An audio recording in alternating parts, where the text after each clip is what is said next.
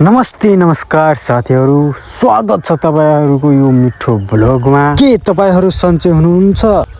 यदि सन्चै हुनुहुन्छ त आज म चाहिँ बालेन सरकारको घर हेराइदिनुहुन्छ। गाउँको कस्तो घर छ भने म हेराइदिन्छु। यो छ बालेन सरकारको गाउँको प्रवेशद्वार।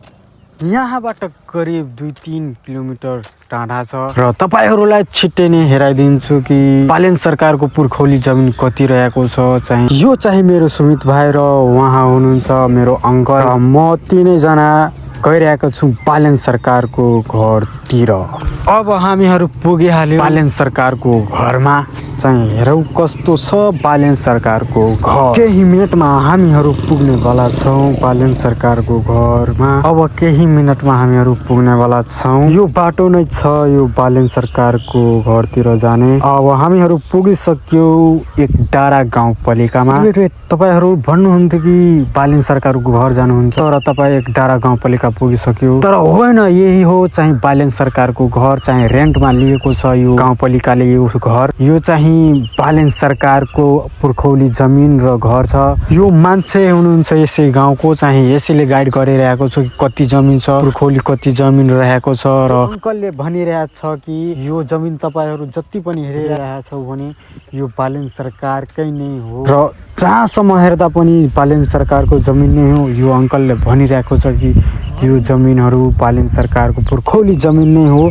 तपाईहरुलाई म अगाडि चाहिँ के छ भने तपाईहरुलाई हेराउन चाहन्छु। यो हेर्नुस्, यो पोखरी पनि बालेन सरकारकै नै हो। यो मन्दिर स्थापना गरेको यो अङ्कलले भनिरहेको छ कि यो त धेरै कम नै हो। यदि तपाईँ बजारमा जानुहुन्छ भने त्यो बजार पनि ती बालेन सरकारकै नै हो। यो मन्दिरमा जाँदाखेरि चाहिँ धेरै उत्साह हुन्छ कि कसले बनाएको छ यो शिव मन्दिर बनाएको छ।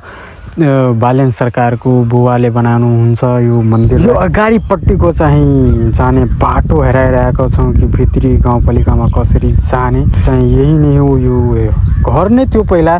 चाहिँ यो घरलाई नै चाहिँ वडा कार्यालय नै चाहिँ बनाइदिनुहुन्छ अहिले। बालेन सरकारको बुबाले चाहिँ रेन्टमा दिएको छ घर। कस्तो लाग्यो यो भिडियो तपाईहरुलाई म हेराउन चाहन्छु।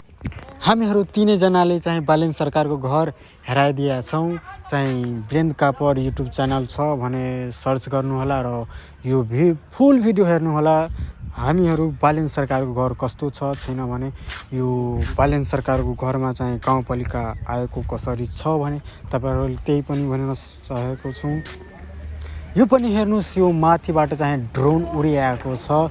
तपाईहरुलाई हेराउन चाहन्छु धेरै राम्रो चित कि ड्रोन भ्यू कतिसम्म जमिन रहेको छ भने हेराइदिनुहुन्छ कि कति राम्रो ठाउँ र कति राम्रो गाउँ रहेको छ। यो हेर्नुहोस्, अङ्कललाई चाहिँ ड्रोन उडाइरहेका छन्। त तपाईहरुलाई ड्रोन भ्यू हेर्न मन छ भने अघिल्लो भिडियोमा चाहिँ ड्रोन भ्यू तपाईहरुलाई हेराउन चाहन्छु कि माथिबाट कसरी हेराइरहेछ ठाउँहरू। अब भइसक्यो, तपाईहरु युट्युब च्यानलमा गएर वीरेन्द्र कापर सब्स्क्राइब गर्नु मिलेला। अघिल्लो भिडियोमा एक डाँडा गाउँपालिका। Always by.